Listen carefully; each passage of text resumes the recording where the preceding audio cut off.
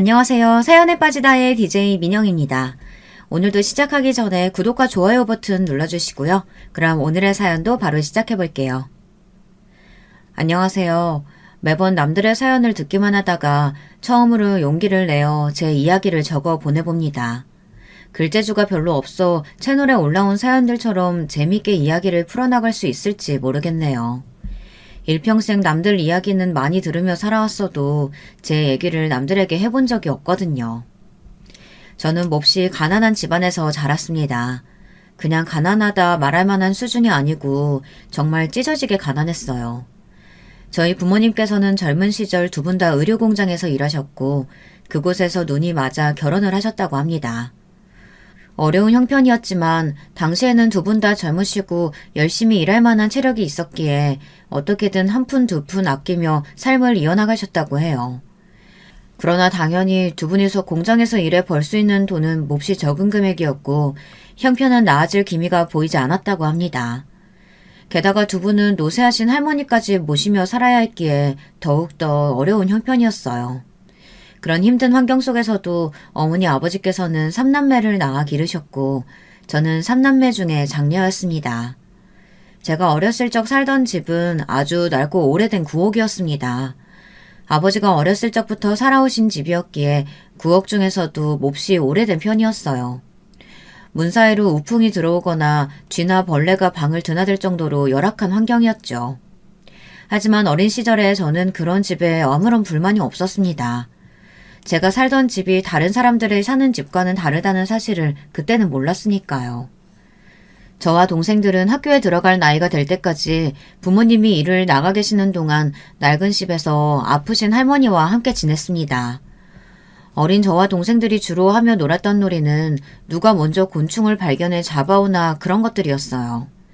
집 주변에 들판을 뛰어다니며 삐비를 뽑아먹기도 했죠. 혹시 여러분도 삐비를 알고 계시려나요? 시골에선 흔히 볼 수 있는 풀이었는데 요즘은 보기가 많이 힘들어졌다고 하더라고요. 삐비 여러 개를 모아 껍질을 쑥 벗겨 하얀 속살을 씹으면 꼭 껌 같은 식감의 단맛이 입에 퍼졌어요. 가난한 형편에 간식은커녕 끼니도 제대로 챙겨 먹지 못했던 시절이었으니 꽃을 따다 꿀을 빨아먹기도 하고 메뚜기를 잡아 구워 먹기도 했습니다. 그때는 온갖 자연이 전부 우리의 놀이터이자 식량 창고였죠. 저희 집은 몹시 가난하긴 했으나 결코 불행한 가정은 아니었습니다. 부모님께서는 몹시 금슬 좋으신 부부였고 언제나 저희를 먹여 살리기 위해 열심히 일하셨어요. 어머니께서는 하루 종일 의료공장에서 미신기를 돌리며 제복 일을 하셨고 아버지께서는 지게차를 운전하시며 우류들을 나르셨습니다. 두 분은 모두 새벽같이 일을 나가 해가 다 졌을 때쯤에야 피곤한 몸을 이끌고 집에 돌아오셨지만 저희 앞에서는 언제나 웃는 얼굴이셨어요. 늦은 밤이면 가족들 모두가 한 방에 둘러앉아 군고구마를 먹으며 이야기꽃을 피웠던 기억이 납니다. 그러던 어느 날이었어요. 그날도 평소와 다름없이 동생들을 데리고 바깥에서 한참을 놀다가 늦은 저녁이 되어서야 집에 돌아갔습니다. 말도 없이 늦게 들어왔다고 어머니께서 화를 내실까 걱정이었는데 웬일로 부모님께서는 두 분 다 아직 집에 돌아오시지 않았더라고요. 집에 계셔야 할 할머니께서도 보이지 않았습니다. 집은 텅텅 비어 있었고 인기척이 전혀 느껴지지 않았어요. 모두 어디로 가버린 것인지 알 수 없었지만 저는 일단 동생들을 데리고 방에 들어가 어른들을 기다렸습니다. 그러나 시간이 아무리 흘러도 그 누구도 집으로 돌아오지 않았어요. 어린 동생들은 배가 고프다고 울기 시작했어요. 주방을 뒤져보았지만 먹을 만한 것은 아무것도 나오질 않았고 결국 저는 줄인 배를 움켜잡고 동생들을 달래며 긴 밤을 보내야 했습니다. 그날 밤 어떻게 잠들었는지 기억도 잘 나지 않아요. 눈을 떴을 때는 이미 날이 밝아 있었고 집 마당에 시끄러운 소리가 들려왔습니다. 급하게 자리에서 일어나 문을 열고 나가자 대문 앞에 마을 사람들이 몰려 웅성거리고 있었어요. 그리고 그 사이에서 어머니와 아버지가 모습을 보이셨습니다. 아빠, 다리가 왜 그래요? 그날 사람들 사이로 힘없이 대문을 걸어 들어오시던 아버지의 모습이 아직도 생생합니다. 한 팔로는 어머니의 부축을 받고 한 팔로는 목발을 집은 채 걸어오시고 계셨어요. 아버지의 한쪽 다리는 무릎 밑으로 아무것도 보이지 않았습니다. 부모님께서는 두 분 다 몹시 침울한 얼굴이었고 어머니께서는 웅성대는 사람들을 향해 모두 그만 돌아가 달라고 소리를 치셨어요. 마루에 걸터 앉으신 아버지께서는 제 물음에 아무런 대답 없이 그저 한숨만을 내쉬셨습니다. 어머니께서는 그런 아버지 곁에서 한참을 아무 말 없이 우셨어요. 어렸던 저는 그 상황이 도무지 이해가 가질 않았습니다. 도대체 무슨 일이 일어났던 건지, 할머니는 어딜 가신 건지, 아버지의 다리는 왜 이상한 모양이 되었던 건지. 그 뒤로 아버지께서는 공장에 나가지 않으셨어요. 매일같이 방에 틀어박혀서 하루 종일 나오지 않으셨죠. 저희와도 아무런 대화를 나누시지 않았습니다. 아버지께서는 완전히 다른 사람이 된 것 같았어요. 밤늦게 공장에서 돌아오신 어머니께서 한참 동안 방 앞에서 차마 아버지를 부르시지도 못하고 서성이시던 모습이 기억에 남아있어요. 그 이후로 저희 집은 온통 침울한 분위기만이 가득했습니다. 그렇게 냉랭한 나날들이 계속되던 어느 날 어머니께서는 할 말이 있다며 저를 부르셨습니다. 지금 살고 있는 집을 팔고 도시로 이사 가려고 한다. 나 혼자 벌어오는 공장 봉급으로는 갈수록 빚만 늘어나고 있는 판국이야. 어린 너한테까지 이런 얘기 다 털어놓게 되어 미안하지만 넌 맞이잖니. 앞으로도 네 아버지가 저런 식이라면 난 더 바빠질 거고 너희한테 신경을 기울일 여력이 없을 거야. 이사 준비부터 시작해서 네가 도와줄 일이 많아. 내가 없을 땐 네가 동생들을 지금처럼 잘 챙겨줘야 돼. 할 수 있겠지? 그렇게 말씀하시는 어머니의 얼굴은 몹시 피곤하고 힘들어 보이셨어요. 저는 애써 고개를 힘차게 끄덕였습니다. 어머니께서는 그런 제게 착하다, 착하다라는 말을 반복하시며 등을 토닥여 주셨어요. 그렇게 저희는 오랫동안 살던 낡은 구옥을 떠나 도시로 이사를 가게 되었습니다. 새로 이사를 가게 된 집은 아주 오래된 빌라의 반지하 단칸방이었습니다. 5 식구가 다닥다닥 붙어 있어야만 겨우 누울 자리가 마련될 정도의 작은 크기였죠. 전에 살던 구옥에서도 비가 오는 날이면 물이 새고 틈만 나면 쥐가 튀어나오곤 했지만 반지하방은 구옥보다도 훨씬 좋지 않은 환경이었습니다. 유일하게 나 있는 창문 바로 앞에는 하수구가 있어 온종일 악취가 진동했고 창문 틈으로 지나다니는 이들과 눈이 마주치는 일이 허다했죠. 대문 너머 반지하로 통하는 문은 제대로 닫히지 않아 숟가락 같은 거를 꼽아 안에서 고정시켜야 하는 구조였습니다. 집도 문제였지만 무엇보다도 이사 후 제가 제일 힘들었던 것은 달라진 주변의 환경이었습니다. 전에 살던 구옥의 주변에는 들판과 강, 드넓은 자연이 펼쳐져 있어 동생들을 데리고 마음껏 뛰어놀 수 있었지만 이사간 반지하방 주변에는 온통 건물과 매연을 풍기는 차들만이 가득했어요. 전학간 학교에서는 첫날부터 반지하에 사는 아이라는 말을 들었고 친구들과도 제대로 어울릴 수 없었습니다. 그러나 저는 어머니에게 힘든 티를 낼 수가 없었어요. 제 일이 아니더라도 어머니께서는 언제나 힘들고 지쳐 보이셨거든요. 저까지 어머니에게 마음의 짐을 얹어드리고 싶지는 않았습니다. 아버지께서는 도시로 이사 온 뒤에도 여전히 일을 나가시지 않고 언제나 집에서 하루 종일 TV만 보고 누워 계셨어요. 한 가지 달라진 점이 있다고 한다면 생전 술을 입에도 대지 않으시던 분이 매일같이 술을 드시게 되었다는 것입니다. 술이 많이 취하신 날에는 저희가 보는 앞에서 어머니를 때리시기도 했어요. 언성을 높이며 물건을 던지실 때면 동생들을 데리고 집을 나와 아버지께서 잠드시기 전까지 계단에 앉아있곤 했습니다. 어머니께서는 다음날 엉망이 된 얼굴로 새벽부터 일을 나가셨죠. 저는 그런 어머니가 몹시 안쓰러웠지만 어렸던 제가 할 수 있는 일은 아무것도 없었습니다. 하루빨리 아버지가 옛날처럼 다정한 아버지로 돌아와 어머니와 사이가 좋아졌으면 좋겠다는 허황된 바람만을 속으로 기도할 뿐이었죠.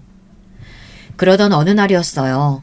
그날은 굉장히 드물게도 아버지께서 외출을 하셨다 돌아오셨고 기분이 몹시 좋아 보이셨습니다.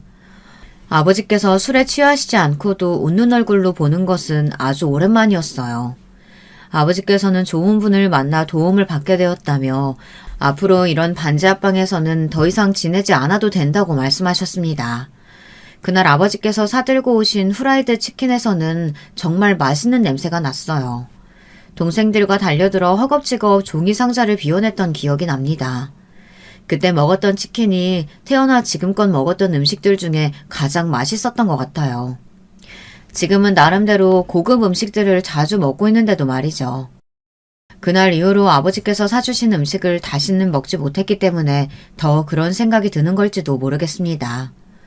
바로 다음 날 어머니와 아버지는 완전히 갈라서시게 되었으니까요.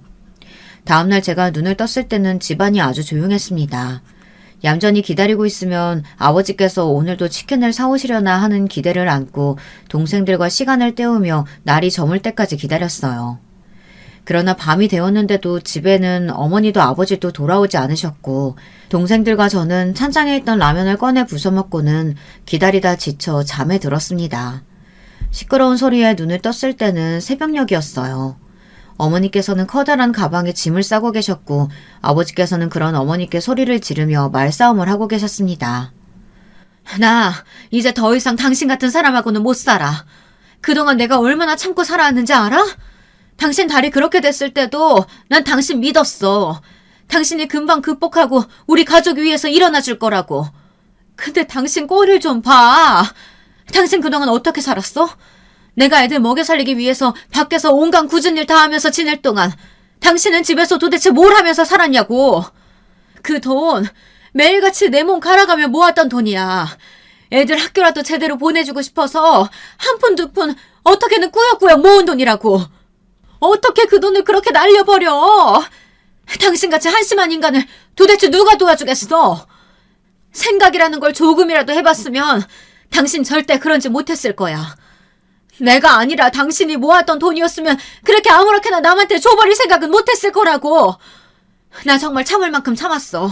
애들 봐서라도 그동안 당신하고 살았던 정을 생각해서라도 버텼는데 도저히 이렇게는 못 살겠어.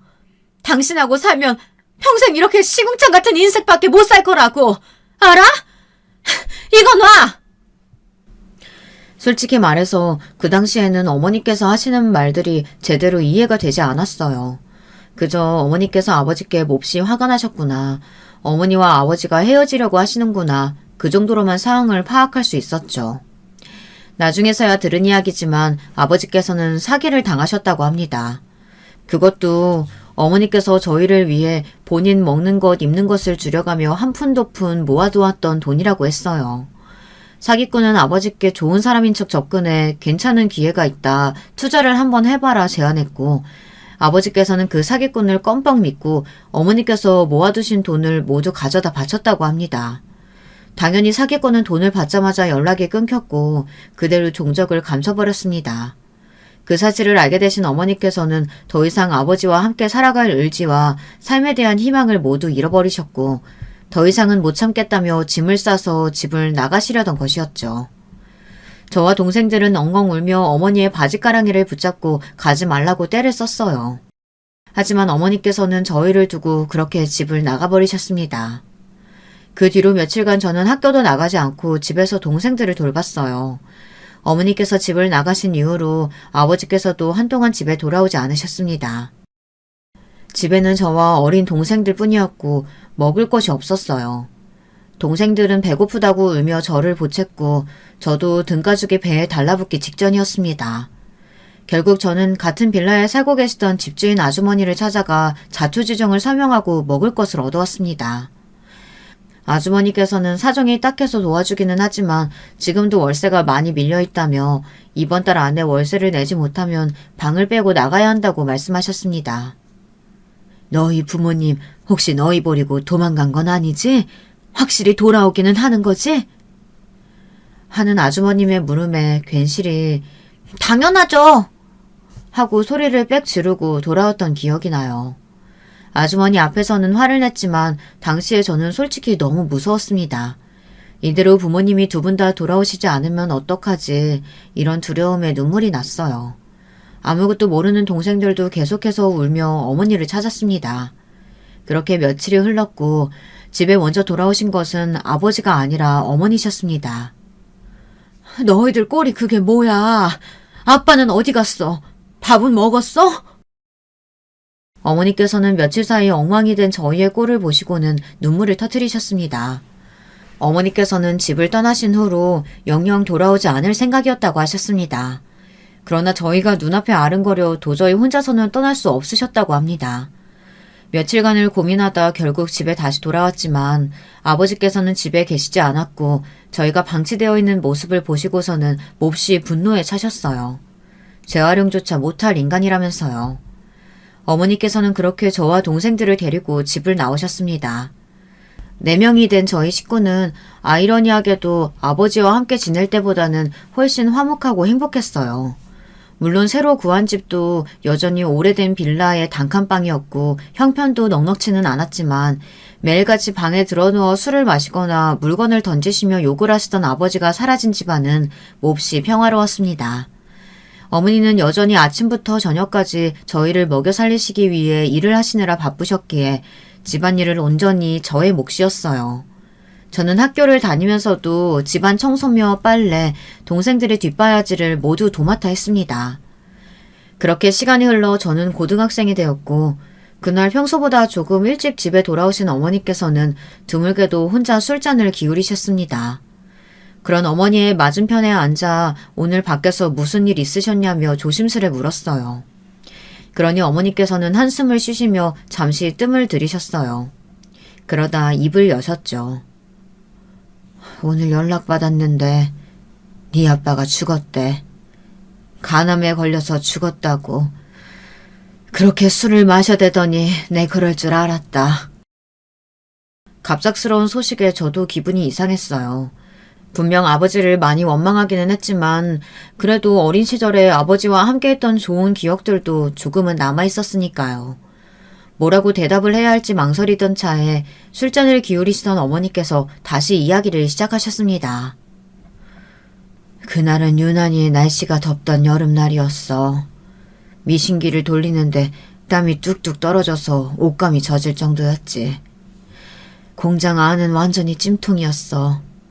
환기구가 돌아가곤 있었지만 시원하기는커녕 완전히 뜨거운 바람만이 불었다. 몹시 다들 지쳐 있었어. 멍하니 미신기를 돌리고 있는데 갑자기 바깥쪽에서 커다란 소리가 났어. 뭔가 무거운 것이 바닥에 떨어지는 듯한 소리였고 사람들이 웅성거리는 소리가 이어졌다. 바깥에서 무슨 사고가 났나 싶었지만 그건 나와 별 상관없는 일이었어. 당시에 나한테는 할당량을 빠르게 채우고 너와 네 동생들이 기다리고 있는 집으로 돌아가는 일이 더 중요했으니까. 그러나 곧 어떤 일꾼이 내게 다가와서 네 아빠 이름을 말하며 그 사람 부인이 맞냐고 물어오더라. 그렇다 대답하니까 빨리 나와보라고 내게 손짓을 했어. 어안이 벙벙해서 그 사람을 따라갔지. 그렇게 나간 바깥에서는 바닥에 쓰러져 있던 사람을 여러 일꾼들이 둘러싸고 있었고 바닥에 누워있던 사람은 다름 아닌 네 아빠였다. 네 아빠의 한쪽 다리가 완전히 짓뭉개져 있었어. 철제 박스가 네 아버지 위로 쓰러졌고 미처 피하지 못했던 그 사람은 한쪽 다리를 잃고 만 거야. 그날은 정말 더웠고 온몸에 땀이 비오듯이 나더구나. 눈앞의 풍경이 실제인지 환상인지 분간이 가지 않았어. 머리가 핑 돌고 그대로 바닥에 쓰러지고 말았지. 눈을 떴을 때는 병원이었어.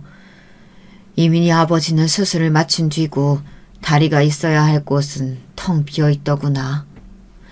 소식을 듣고 병원에 달려오신 어머님께서는 충격에 쓰러지셨고 그렇게 쓰러지신 후 다시는 일어나지 못하셨어.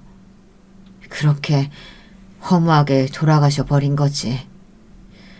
한쪽 다리를 잃은 네 아빠를 부축한 채 집에 돌아오는데 너무나 앞길이 막막하더구나. 너희에게 이 상황을 어떻게 설명해야 할지도 모르겠고 어머니의 죽음을 슬퍼할 겨를도 없었고 너도 알다시피 그날 이후로 네 아빠는 완전히 다른 사람처럼 변했다. 무슨 일이 있어도 언제나 밝고 긍정적이었던 사람이었는데 어떤 고난과 어려움이 있어도 함께 헤쳐나가자 얘기하던 사람이었는데 완전히 다른 사람이 됐어. 다른 사람들이 자기를 다리병신이라고 손가락질한다고 생각했고 나에게도 매번 공격적인 말투였다. 당신도 속으로 날 비웃고 원망하고 있는 거 다 안다고. 난 항상 아니라고. 당신 믿고 있다. 우리는 이겨낼 수 있다. 그렇게 그 사람을 응원해 주었지만 아무 소용없는 일이었어. 네 아버지는 점점 사람들 앞에 나서는 걸 두려워하고 있었고 피해의식에 사로잡혀 있었다. 생전 술이라면 입에도 대지 않던 사람이 매일같이 술을 마시며 폭력을 쓰기 시작했어. 처음 몇 번은 참았지만 너희들 앞에서도 손을 휘두르니 너무나 괴롭더구나. 몇 번이고 진지하게 이야기를 꺼내봤지만 네 아버지는 더 이상 예전에 그 사람이 아니었다. 매일매일 지옥이었다. 그렇지만 난 너희를 보며 버텨냈어. 비록 나는 시궁창 같은 인생을 살고 있어도 너희들에게만은 이런 인생이 아닌 다른 인생을 살게 해주고 싶었다. 그래서 허리띠 죽어라 졸라매며 돈을 모았어. 한 푼, 두 푼 식당 일하며 청소 일하며 닥치는 대로 모든 일을 하며 모았지. 그렇게 몇 년간 죽을 힘을 다해 모은 돈이었어.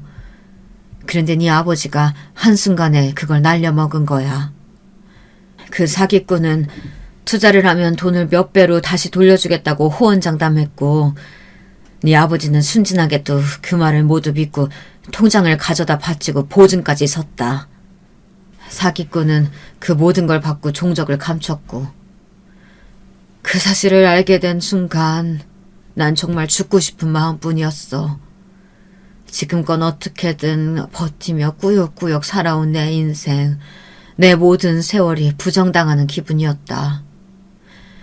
그렇게 집을 나갔고 실은 그날 목숨을 끊을 생각이었지.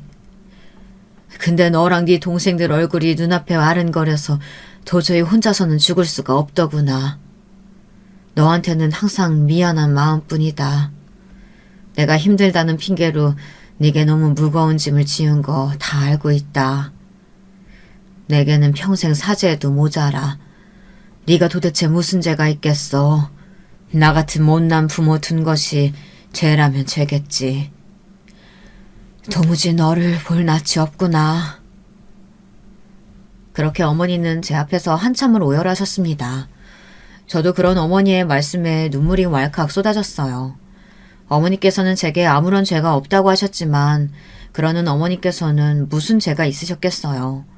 그저 사랑하는 남편을 믿고 결혼을 하고 아이를 낳고 있는 힘껏 최선을 다해 열심히 살아오셨을 뿐인데 저는 어머니가 전혀 원망스럽지 않았습니다. 오히려 너무 안쓰럽고 죄송스러운 마음뿐이었어요. 그리고 지금껏 어머니께서 조금이나마 마음의 짐을 덜실 수 있도록 더 열심히 어머니를 돕고 동생들 뒷바라지를 하며 살아왔습니다. 저는 비록 대학교에 진학하지 못했지만 동생들만은 많이 배우기를 바랬고 고등학교를 졸업한 후 낮에는 마트에서 계산원 일을, 밤에는 청소 일을 했어요. 몸은 몹시 고되고 힘들었지만 동생들이 좋은 대학에 진학하는 모습을 보며 너무나 행복했습니다. 당시의 제 삶은 언제나 저보다는 어머니 그리고 동생들이 먼저였어요. 저의 행복보다는 가족들의 행복이 우선이었고 저는 배고프더라도 동생들은 하나라도 더 먹이고 싶은 마음이었습니다. 어머니께서는 그런 저에게 언제나 미안한 마음을 가지고 계셨기에 동생들도 모두 대학에 진학했고 자기 앞가림은 스스로 할 수 있는 나이가 되었으니 이제는 너도 네 삶을 더 돌보라고 말씀하셨어요. 그러나 막상 저 스스로를 돌보려고 하니 뭐부터 시작해야 할지 잘 모르겠더라고요. 저는 지금껏 살아오며 여운이 즐거움이니 그런 것들을 즐겨본 적이 없었으니까요. 안녕하세요. 요즘 날씨가 참 덥죠. 뵌지는 꽤 오래됐는데 인사를 드리는 건 처음이네요. 그런 제 삶에 나타났던 즐거움은 다름 아닌 저희 남편이었습니다. 남편과 처음 만난 것은 제가 일하던 마트에서였어요. 남편은 마트에 식자재를 배달하던 트럭 기사였고 더운 날씨에 남편이 제게 음료수를 나눠주며 우연히 이야기를 나누게 되었습니다. 남편과 저는 비슷한 점이 참 많은 사람이었어요. 남편도 저처럼 아주 어려운 환경에서 자라온 사람이었고 어렸을 적부터 홀어머니를 모시고 살아왔다고 했습니다. 남편의 어머니께서는 아버지에 대한 이야기를 한 번도 해주신 적이 없었고 아버지께서 어떤 사람인지 왜 어머니 혼자 남편을 낳고 키우셨던 건지 아무것도 아는 것이 없다고 했어요. 남편 또한 저처럼 반지하방에서 자라면서 아픈 어머니를 부양하느라 공부는 꿈도 꿀 수 없었다고 합니다. 고등학교를 졸업하자마자 면허를 따서 운전기사 일을 시작했다고 했습니다. 어머니께서는 얼마 전 오래전부터 앓고 계시던 암으로 돌아가셨다고 해요. 그것마저도 저희 아버지와 똑같았습니다. 저는 공통점이 많은 남편과 점점 가까워지기 시작했고 결국 저희는 연인으로 발전하게 되었습니다. 남편은 저의 어려운 집안 사정과 제가 자라온 환경을 누구보다도 잘 이해해주는 사람이었어요. 저는 이 사람과 함께라면 남은 인생을 행복하게 살 수 있을 거라는 확신이 들었어요. 그렇게 저와 남편은 결혼을 하게 되었고 제 결혼 소식을 들은 가족들은 모두 기뻐했습니다. 물론 결혼을 했다고 해서 갑자기 형편이 좋아졌다거나 모든 일들이 술술 잘 풀리게 된 것은 아니었어요. 저와 남편은 여전히 단칸방에 살고 있었고 그리 부유하지도 않았지만 그래도 남편과 함께 보내는 일상은 너무나 행복했습니다. 주말마다 가까운 곳으로 나들이도 가고 가끔은 외식도 하고 함께 장도 보면서요. 그렇게 평화로운 나날들이 계속되던 어느 날이었어요. 여보, 사실 할 말이 있어. 사실 나 어제 우리 아버지 만나고 왔어.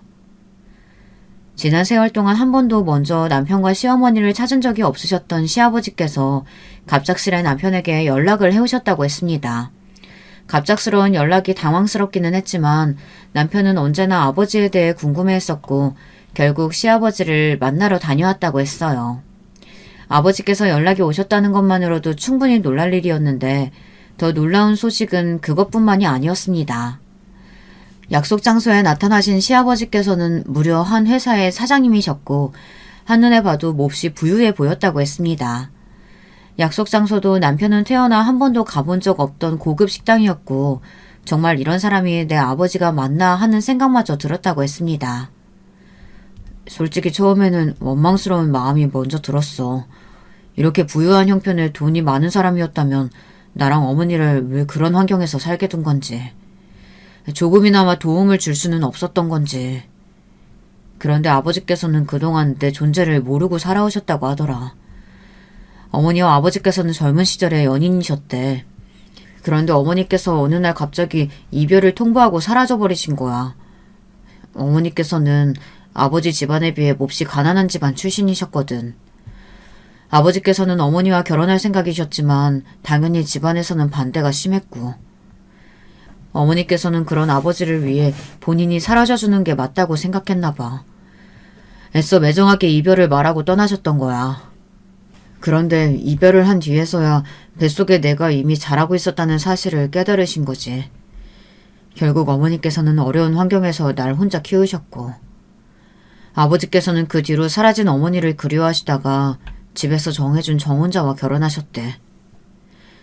시아버지께서는 정혼자였던 아내와 결혼해 아들도 낳고 오랫동안 함께 살아오기는 했지만 세월이 지난 지금까지도 여전히 남편의 어머니가 간간히 떠올랐고 몹시 그리우셨다고 합니다.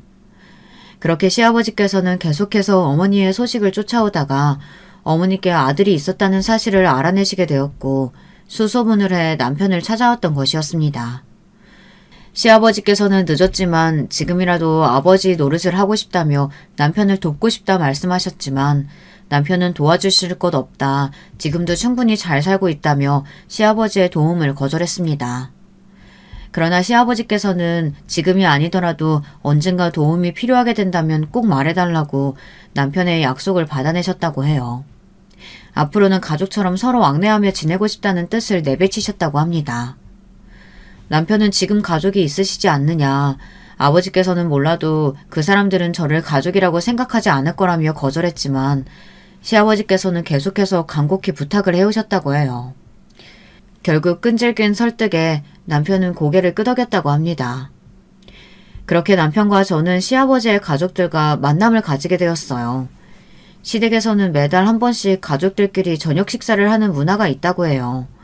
시아버지께서는 그 식사 자리에 저희를 초대해 주셨고 저와 남편은 몹시 떨리는 마음으로 시댁을 찾았습니다. 처음 만난 시어머니와 도련님께서는 걱정과는 다르게 저희를 꽤 살갑게 맞이해 주셨어요. 시어머니께서는 시아버지와 처음 결혼할 때부터 남편의 어머니에 대한 이야기를 알고 있었다며 이미 다 지난 일이고 악감정은 없다고 말씀하셨습니다. 한때는 내가 네 어머니 자리를 뺏었다는 생각도 했었지. 애초에 이 양반과 결혼한 것도 집안에서 정해준 혼사였으니 나도 나 싫다는 남자가 그리 반갑지는 않았다. 지금 와서야 다 지난 일들이니 아무 상관없긴 하다만 이렇게 장성한 아들이 있다는 얘기 들었을 때는 조금 놀랍긴 하더구나. 우리 아들이 어렸을 때부터 형 갖고 싶다고 졸라대곤 했거든. 뭐 이제라도 이렇게 만나게 돼서 다행이라고 해야 할지. 시어머니의 장난스러운 말씀에 저와 남편도 금세 긴장이 풀렸어요. 식사 자리는 나름 화기애애하게 진행되는 듯 했어요. 그러나 한 가지 문제가 있었습니다. 바로 동서였어요. 동서는 시어머니와 도련님과는 다르게 저희를 그닥 반기지 않는 눈치였습니다. 반기지 않았다는 표현은 너무 얌전한 표현인 것 같아요. 동서는 저희를 몹시 멸시하는 듯 보였습니다. 동서는 저와 남편과는 다르게 부잣집에서 교육을 잘 받고 자란 여자라고 했거든요. 그러나 제가 느끼기에는 동서는 교육을 잘 받은 것 치고는 그리 품위 있는 사람은 아니었습니다. 동서는 입만 열면 언제나 본인 자랑을 쏟아냈어요. 미국에 있는 본인의 친정집이 100억대 부자라는 등 자기는 이런 별거 아닌 집안에 시집올 사람이 아니었다는 등 이런 인간들하고 같이 밥을 먹어야 한다니 도대체 어디까지 집안 격을 떨어뜨리려고 하시는 거냐 비아냥대기 일쑤였고요. 그럴 때마다 매번 시아버지께서는 호통을 치셨지만 동서의 입은 멈출 줄을 몰랐습니다. 다른 시댁 식구들을 생각해서 웬만하면 참아보려고 했지만 한 달에 한 번 갖는 만남조차도 동서 때문에 몹시 고역이었어요. 결국 저희는 더 이상 저녁 식사에 참여할 수 없을 것 같다는 뜻을 시아버지께 전했습니다. 시아버지께서는 몹시 아쉬우신 눈치였어요. 하지만 자리가 불편하다는 남편의 말에 더 이상의 강요를 하시지는 않았습니다. 그렇게 시댁과의 저녁 식사는 중단되었지만 시아버지와는 여전히 교류를 하며 일상을 보내던 중이었습니다. 얼마 후에 우리 가족 행사가 있다. 이런 자리 부담스러워하는 거 알고 있지만 이번에는 꼭 참여를 해줬으면 좋겠구나. 행사에 친인척들과 지인들이 많이 올 거야. 그 사람들한테 너와 며느리를 소개시켜주고 싶구나. 시아버지께서는 얼마 후에 가족 행사가 있다며 저와 남편이 그 행사에 참여하기를 원하셨어요. 그 행사는 다름 아닌 동서 아들의 돌잔치였습니다. 다른 것도 아니고 동서와 관련된 행사라니 솔직히 말해서 썩 내키지는 않았어요. 저녁 식사를 중단한 이후 시아버지께서 몹시 섭섭하신 눈치였기에 이번마저 시아버지의 청을 거절할 수 없어 결국 행사에 참여하겠다 답을 드렸습니다. 동서의 돌잔치는 장소부터 몹시 고급스러운 호텔이었고 생전 그런 호텔을 찾아가 본 적이 없었으니 옷차림부터 격식까지 여러 면에서 걱정이 많았습니다. 남편과 함께 큰맘 먹고 아울렛에 가서 좋은 옷도 한 벌씩 사입고 그래도 축의금을 내기는 해야 할 것 같아 깨끗한 돈으로 10만 원을 마련해 봉투에 넣어갔습니다. 본인 입으로 100억대 부자라는 동서의 눈에 10만 원이 어디 돈처럼 보이기나 하겠냐마는 저희 형편으로는 나름대로 신경을 쓴 수준이었어요. 그렇게 시간이 흘러 동서 아들의 돌잔치 날이 되었고 저와 남편은 떨리는 마음으로 호텔을 향했습니다. 돌잔치장 입구 앞은 누가 봐도 비싸고 좋은 옷을 입은 사람들로 가득했고 저와 남편은 낙동강 오리알처럼 그 사람들 사이에 어색하게 서 있었습니다. 축의금을 받는 것처럼 보이는 곳이 있길래 조심스레 다가가 봉투를 내밀며 액수를 적으려는데 저희 말고 다른 사람들은 모두 입이 떡 벌어지는 액수를 냈더라고요. 무슨 아이 돌잔치에 그렇게까지 많은 돈을 쓰는지 저와는 너무 다른 세계같이 느껴졌습니다. 차마 10만 원이 들어있는 봉투를 내밀 수 없어 그 앞에서 쭈뼛쭈뼛 망설이던 차였어요. 그런 저희가 남들이 보기에도 몹시 이 자리와는 어울리지 않는 사람들이었는지 갑작스레 정장을 입은 사람들이 저와 남편 옆으로 다가왔습니다. 당신들 오늘 행사와 관련된 사람들 맞습니까? 초대장 있어요? 네? 초대장이요? 그런 거 없는데. 저희 오늘 행사하는 사람들 가족이에요. 아이 아빠가 이 사람 동생이거든요. 동서! 난처한 상황에 처해 있던 차에 마침 아이를 품에 안고 손님을 맞이하던 동서와 눈이 마주쳤어요. 그때만큼 동서가 반갑게 느껴졌던 적이 없었죠. 그러나 당연히 다가와서 도움을 주리라고 생각했던 동서는 마치 저희를 처음 보는 사람인 양 인상을 찌푸리고 고개를 돌렸어요. 아무 일도 없었다는 듯 다른 손님들을 맞이했습니다. 누가 이런 잡상인들 함부로 들였어? 당장 쫓아내! 경원들은 그런 동서의 태도에 저와 남편의 양팔을 잡고 당장이라도 행사장 밖으로 저희를 쫓아낼 기세였어요. 그런 게 아니라 정말 가족이 맞다고 소리를 쳤지만 아무도 들어주질 않았습니다. 너무나 억울하고 부끄러워서 눈물이 날 것 같았어요. 지금 내 며느리한테 뭐 하는 짓인가? 당장 내려놓지 못해? 갑작스러운 시아버지의 호통에 저희를 끌고 가려던 경호원들은 모두 놀라 손을 내려놓았습니다. 큰 소리에 행사장 안에 있던 모두가 저희를 주목하고 있었어요. 시아버지께서는 몹시 무서운 표정으로 성큼성큼 저희 앞으로 다가오시더니 아이를 안고 있던 동서의 뺨을 거세게 올려치셨습니다. 짝 하는 큰 소리가 호텔 로비에 울렸고 돌잔치에 찾아온 손님들은 모두가 깜짝 놀라 입을 틀어막았습니다. 그동안 네가 오만방자하게 구는 걸 전부 참고 넘어갔지만 더 이상은 안 되겠다. 어디서 이 많은 사람들 앞에서 내 아들 부부를 잡상인 취급을 해?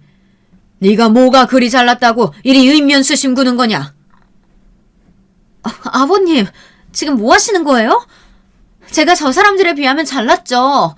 저런 못 빼어먹은 집 사람들하고 저를 어떻게 비교하세요? 미국에 계시는 저희 부모님께서 제가 뺨 맞은 걸 아시면 가만히 있지 않으실걸요. 너라는 애는 아주 입만 열면 거짓말이구나. 내가 그동안 정말 몰라서 네 거짓말 눈 감아준 줄 알아? 네? 아버님, 그게 무슨 말씀이세요? 저희 부모님은 미국에... 미국은 무슨! 시끄럽다! 이 많은 사람들 앞에서 더 망신당하고 싶지 않으면 당장 둘한테 제대로 사과해라. 시아버지의 말에 기세등등했던 동서의 얼굴이 새파랗게 질리더라고요. 주변에 모두가 저희들을 바라보고 있었고 동서는 입술을 꾹 깨물고는 저희 앞에 다가와 고개를 숙였습니다. 형님, 죄송합니다. 제가 잠시 사람을 헷갈렸던 것 같아요. 일부러 그랬던 건 아니에요. 제가 흥분해서 말실수했어요. 용서해 주세요. 어째 여기서 제일 못 배워먹은 건 너 같구나. 말하는 꼴하고는. 동서의 사과에도 시아버지께서는 불만이 가득한 표정이었어요.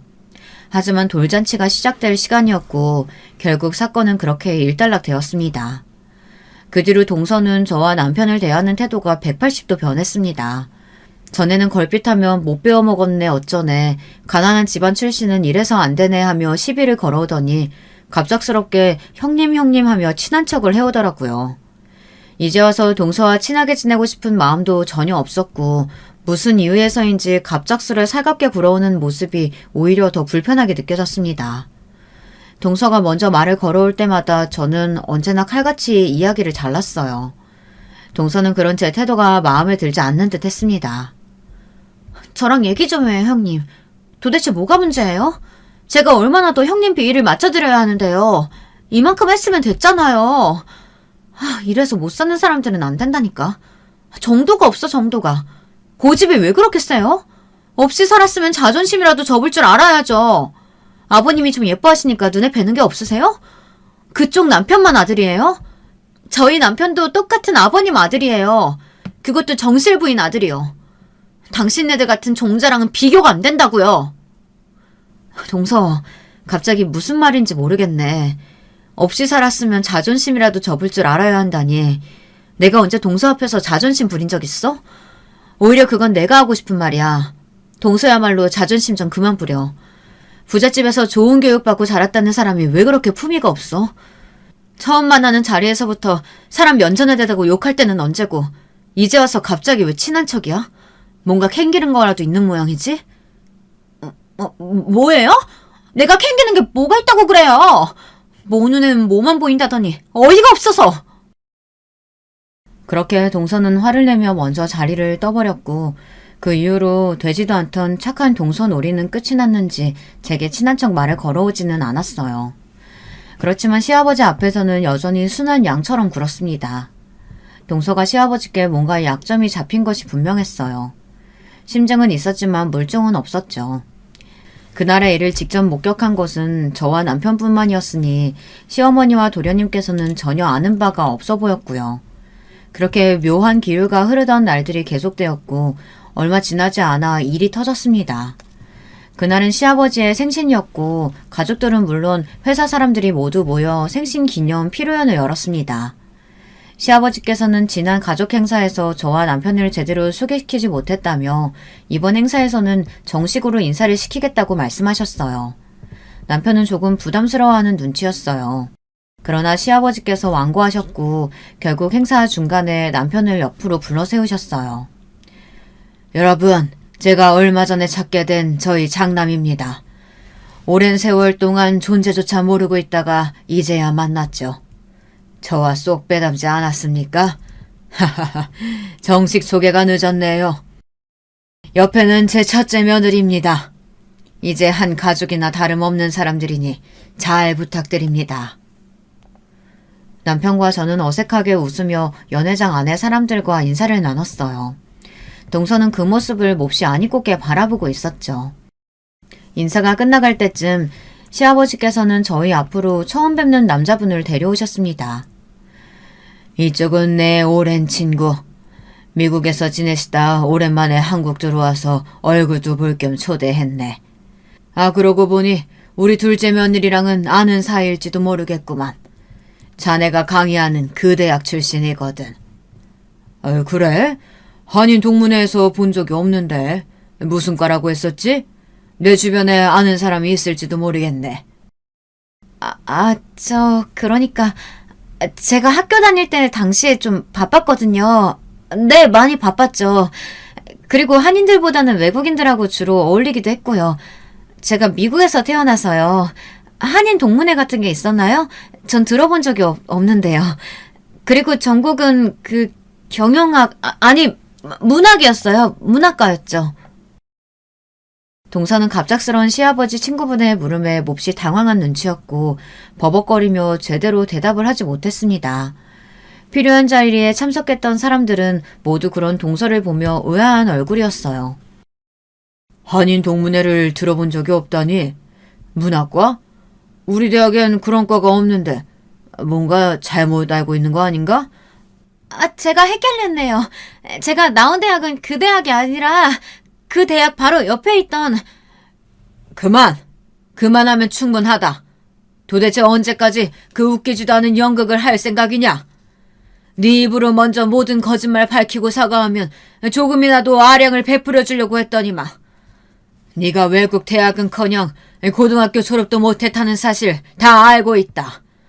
부모님이 미국에 계신 게 아니라 오래전에 돌아가셨다는 사실도. 아버님, 그럼 아버님께서 일부러 이 사람 데려오신 거예요? 절 곤란하게 만드시려고요? 널 곤란하게 만든 건 내가 아니라 스스로겠지. 하나부터 열까지 거짓말로 우릴 속여놓고 어디서 뻔뻔하게 언상을 높여? 오늘부로 너는 내 며느리도 뭣도 아니다. 당장 이 자리에서 나가! 필요한 자리는 그렇게 엉망이 되었고 시아버지와 동서의 대화를 들은 도련님과 시어머니께서도 몹시 충격을 받으신 듯 했습니다. 알고 보니 100억대 부자라던 동서의 친정은 애초부터 존재하지도 않았던 겁니다. 동서는 저와 남편처럼 어려운 집안 출신이었고 몹시 가난한 어린 시절을 보냈다고 합니다. 가난이 지긋지긋했던 동서는 부모님이 돌아가신 후 미국에서 혼자 한국으로 공부하러 온 부자 학생인 척 가짜 자료들을 만들어 신분을 속였습니다. 동서는 위조한 자료들로 여러 집안 자제들과 선을 받고 그러다 도련님을 만나게 되어 가짜 신분으로 결혼까지 했습니다. 시아버지께서는 결혼 후 얼마 지나지 않아 그 사실을 알게 되셨다고 했어요.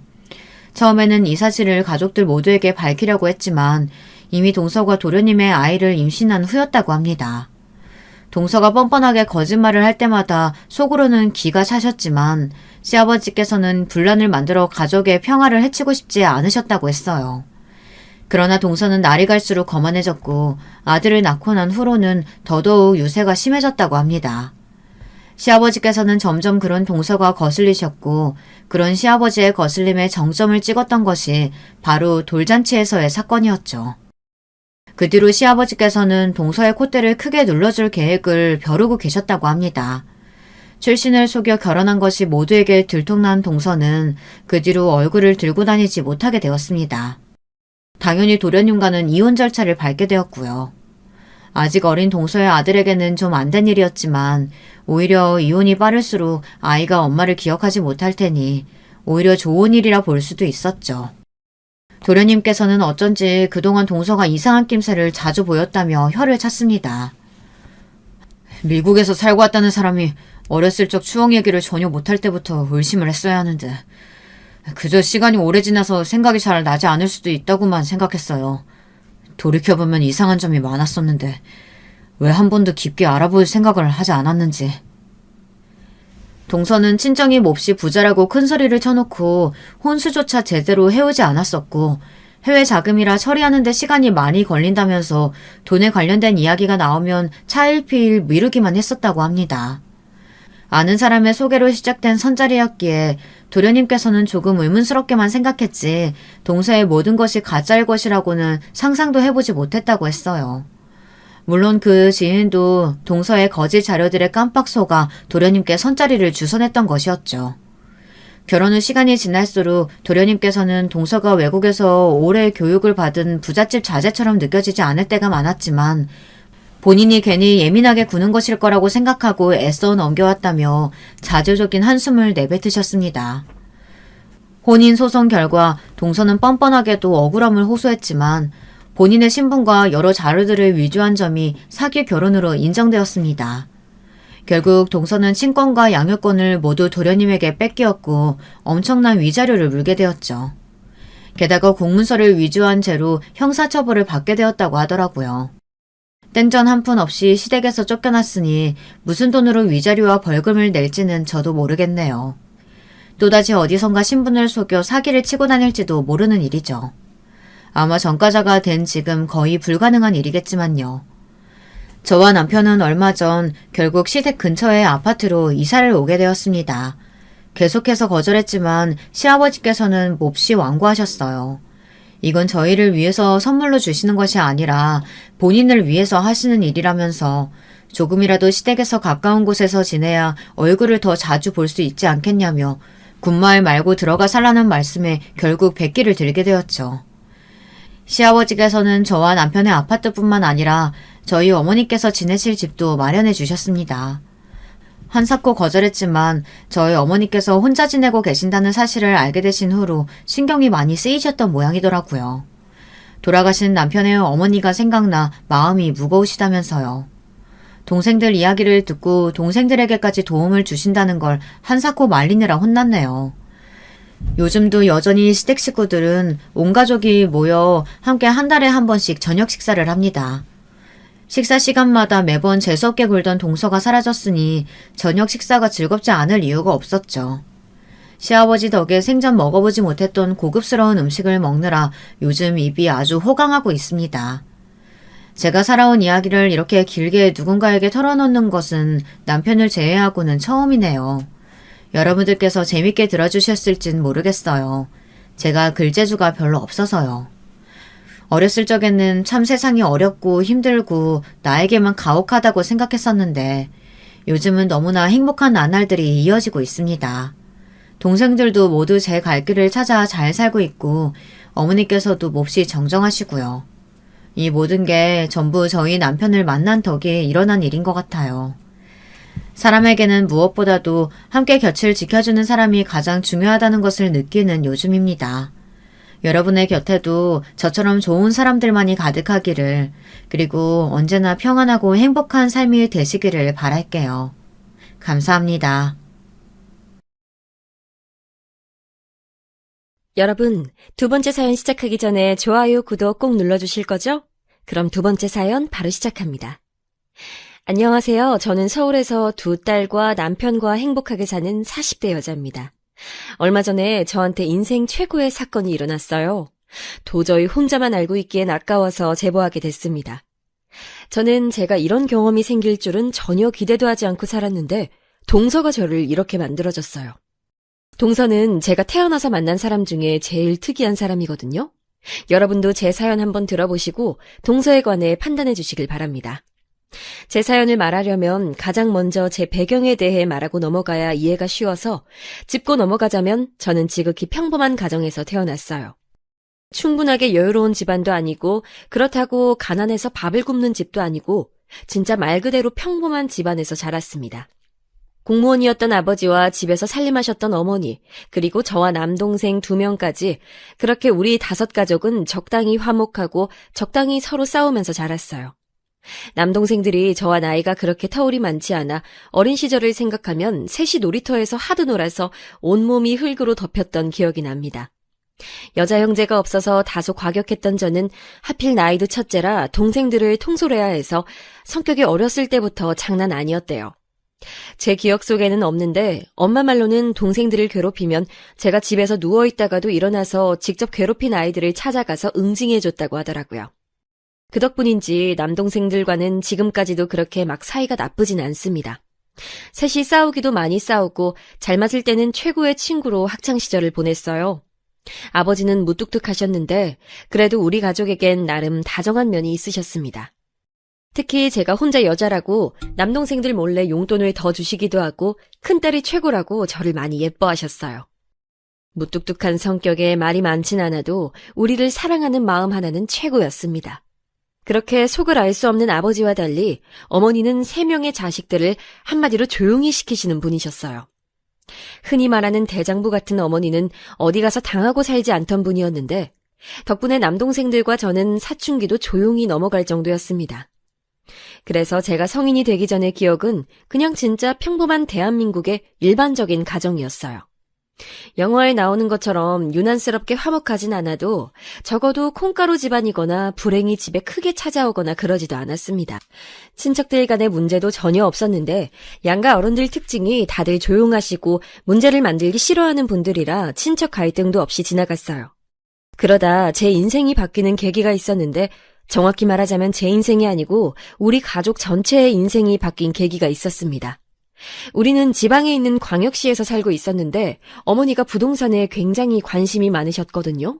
상당히 사교적이고 활발한 성격의 어머니는 모임이 유독 많으셔서 우리 3남매의 친구들 모임도 있었고 같은 지역 엄마들과의 모임과 아버지 회사의 아내들 모임 등 사회활동이 아주 많으셨습니다.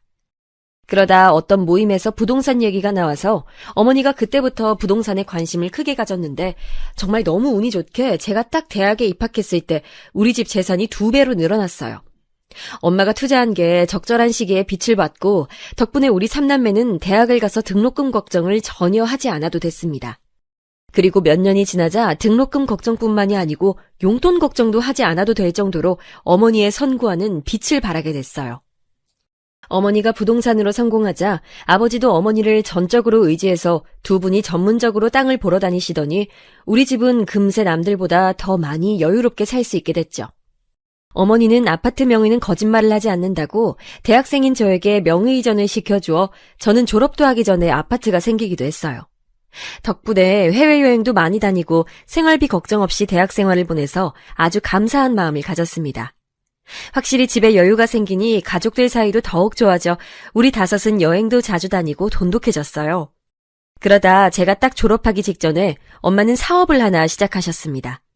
워낙 꾸미는 걸 좋아하고 잘하는 엄마는 화장품 사업을 하고 싶다고 진지하게 여기저기 상담을 다녔어요. 본인이 번 돈으로 사업을 한다니까 당연히 응원하면서도 한편으론 걱정되어 아버지와 저도 주변에 많이 물어보면서 정보를 얻었습니다. 아예 몰아도 있던 회사를 인수하는 것이 아니고 엄마는 처음부터 자신의 회사를 만들고 싶어 하셔서 옆에서 제가 도울 수 있는 것들은 다 도와줬어요. 그러면서 자연스럽게 졸업하고 회사에 나가 일을 많이 도와줬는데 사업도 다 운이라고 하잖아요. 마침 엄마의 회사는 때를 잘 타서 예상보다 큰 수익을 가질 수 있었습니다. 그 모습을 보고 우리 이모는 엄마 사주가 돈줄을 쥐고 태어난 사주라 그렇다고 하던데 저는 엄마가 얼마나 고생하고 많이 신경 썼는지 아니까 오히려 잠도 자지 않고 매진하는 엄마가 안쓰러웠어요. 그래서 더욱 도울 수 있는 것들은 도왔는데 예를 들어 공장에 가거나 거래처에 갈 때 엄마가 운전에 미숙하셔서 대신 운전도 하고 엄마 비서처럼 식사도 챙기고 했습니다. 회사가 커지면서 직원들 채용도 했는데 면접에도 들어가고 제가 마침 대학 전공이 회계여서 전공을 살려 엄마를 많이 도와줬어요. 엄마는 그런 제가 고맙고 기특하다고 저를 회사 임원이라고 말하고 다니셨죠. 그러다 아버지도 퇴직하시고 엄마 회사에 소일거리를 하러 나오셔서 거의 온 가족이 엄마의 회사를 위해 일했다고 해도 과언이 아니랍니다. 동생들도 힘을 써야 하는 일이 생기면 나와서 도왔고 아무래도 처음부터 끝까지 다 알아서 해야 하는 게 사업이라 이렇게 5명이 매진해도 가끔은 벅차기도 했어요. 그렇게 일하다 보니 저는 어느새 결혼 정년기가 됐는데 그때 사귀던 남자친구가 있긴 했습니다. 대학생 때부터 사귀던 남자였는데 저는 그 남자친구와 결혼하려고 생각하고 있었어요. 그런데 믿었던 남자친구에게 배신을 당하게 됐는데 우리가 같은 학교여서 겹치는 지인이 매우 많았습니다. 어느 날 동기가 저에게 긴히 할 말이 있다고 저를 불러서 약속 장소에 나갔는데 믿을 수 없는 말을 듣게 됐어요. 얘 미주야, 네 남자친구 요즘 술자리에 나오면 자기 땡 잡았다고 얼마나 난리치는 줄 알아? 돈 보고 결혼하는 거라고 사람들 앞에서 하도 입을 털어서 내가 다 민망하더라. 넌 바빠서 모르는 것 같아서 알려주는 거야. 이따 술자리 또 있으니까 올 수 있으면 몰래 와봐. 처음 동기의 말을 듣고 저는 동기가 저를 놀리는 줄 알았습니다. 그도 그럴 것이 남자친구는 저에게 진짜 지극정성이었고 말 그대로 헌신적인 사람이었어요. 저를 오래 봐온 중고등학교 친구들도 남자친구 잘 만났다고 하고 당연히 우리 부모님과 심지어 동생들도 많이 봤던 사람이었습니다. 우리 막내 동생이 전공이 체육인데 마침 남자친구도 취미가 체육이라 같이 저를 빼고 둘이 만나서 체육관에 갈 정도로 친했어요. 가족들도 신뢰했고 남동생들도 제 남자친구가 언제 진짜 가족이 되는 거냐고 물을 정도였는데 저 말을 듣고 신뢰할 수가 없어서 직접 술자리에 나갔는데 동기의 말은 사실이었습니다. 미주? 당연히 좋지. 근데 더 좋은 건 걔네 집안 돈이지. 돈 보고 결혼하는 게 나쁜 건 아니잖아? 나 이제 부자야. 우리 엄마는 벌써 뭐하고 살지 신났더라. 술에 취해 얼굴은 벌게진 채로 우리 집 재산이 최고라고 떠드는 남자친구를 보고 참을 수가 없었어요. 당장 들어가서 육두문자를 내뱉으며 헤어지자고 하고 집으로 돌아오는데 너무 괘씸하고 원망스럽더라고요. 상황이 믿기지 않아 눈물도 나오지 않았는데 다음날 엄마가 둘이 여행 안 가냐고 묻는 말에 무너져서 얼마나 울었는지 모릅니다. 그 남자친구는 우리 집에 찾아오고 동생들을 찾아가고 엄마 회사에도 나와서 자기가 다 잘못했다고 무릎 꿇고 빌며 사정했는데 눈도 깜빡하지 않았어요. 이미 정이 떼질 대로 떼진 저는 그때는 제 인생의 결혼은 당연하고 남자도 없다고 생각했습니다. 아무도 믿을 수 없었고 그냥 결혼하고 싶지 않았어요. 그런 제게 엄마는 머리도 식힐 겸 여행을 혼자 다녀오라고 하셨는데 저도 마침 회사 일에 몰두하느라 모든 게 지쳐서 엄마 말대로 유럽으로 여행을 가게 됐습니다. 혼자 떠난 여행이라 설렘과 두려움을 안고 나섰는데 운명처럼 거기서 지금의 남편을 만나게 됐죠. 절대 결혼은 없다고 연애도 하지 않을 거라고 술에 취해 가족들 앞에서 내뱉었던 게 얼마 되지도 않았는데 지금 생각해도 웃긴 해요. 여행하다 우연히 만났던 남자친구는 저보다 2살 어렸는데 대학을 졸업하고 본격적으로 취업하기 전에 여행을 왔다고 했습니다. 첫 만남이라 그랬던 건지 평생 엮일 거라 당연히 생각하지 않고 저에게 일어났던 어이없는 결혼 파투를 얘기하니 자기 일처럼 진지하게 들어주는 모습에 안정감을 느꼈어요. 그리고 그렇게 인연이 끝난 줄 알았는데 돌아오는 비행기에서 마주치고 서로 놀라서 한국 오는 비행기에서 얼마나 둘이 많은 얘기를 했는지 모릅니다. 한국에 도착하고 서로 연락처를 교환하고 몇 번 더 만났는데 그렇게 진지하게 연인관계로 발전하게 됐어요. 사실 연애를 시작할 때까지만 해도 당한 게 있어서 결혼 생각은 하지 않았는데 2년째 사귀다 보니 진지하게 결혼 생각이 들었습니다. 처음 만났을 때부터 한결같고 다정하고 무엇보다 우리 집 재산에 전혀 관심이 많지 않은 모습을 보니 이 사람이라고 느끼게 됐어요. 엄마에게 고민을 털어놓으니 엄마는 한번 일단 데리고 오라고 하셔서 데려왔더니 저보다 엄마가 더 제 결혼에 진심이 되었습니다. 아니, 생긴 것도 그렇고 생각이 깊은 것도 그렇고 딱 내가 원하던 사이야. 엄마는 대놓고 제 남자친구를 마음에 들어 하셨고 아버지도 남동생들도 다 환영하는 분위기였어요. 그렇게 저는 예비 시댁에 방문하게 됐는데 사실 처음 갔을 때 깜짝 놀랐습니다. 왜냐하면 평소에 남자친구가 말하지 않아 몰랐는데 시댁은 가정 형편이 그렇게 좋은 편은 아니었어요. 찢어지게 가난하지는 않아도 여유롭게 살고 있진 않았는데 그래도 제가 인사 온다고 하니까 시어머니가 상다리 부러지도록 음식을 많이 준비해 주셨습니다. 남자친구는 아버지가 일찍 돌아가셔서 홀어머니라고 했는데 이 얘기를 주변에 하니까 홀시모는 안 된다고 제가 고생할 거라며 결혼을 말리는 지인들이 대다수였어요. 하지만 저는 직접 만나보고 결정하고 싶어서 인사를 갔더니 걱정과는 달리 시어머니는 저를 아주 따뜻하게 맞아주셨습니다. 이렇게 부족한 집에 인사를 오다니 내가 오히려 고마워요. 아니에요, 어머님. 너무 맛있어요. 맛있다니 다행이에요. 많이 들어요? 시어머니는 아들 여자친구인 저에게 어찌나 예의 바르고 다정하게 대해주시던지 남자친구가 누구를 보고 배웠나 했더니 바로 시어머니의 인성 자체가 너무 훌륭하셨어요. 물론 그게 꾸며진 모습일 수도 있지만 시어머니의 표정과 눈빛을 보면 여러분도 저처럼 안심하고 이런 집안과 결혼하고 싶다고 하실 거랍니다. 집에는 남동생의 유일한 동생인 시동생도 있었는데 저는 남동생만 2명이라 어색하지 않게 대했더니 금방 낯가림이 사라졌어요. 그리고 시어머니는 첫 만남에 제 손을 꼭 잡고 말씀하셨습니다. 이렇게 귀한 집 딸이 며느리가 된다니 너무 감격스러워서 말이 나오질 않아요. 시어머니는 그때 우리 집이 회사를 운영하고 있고 돈 걱정 없이 살고 있다는 소식은 전혀 모르고 계셨어요.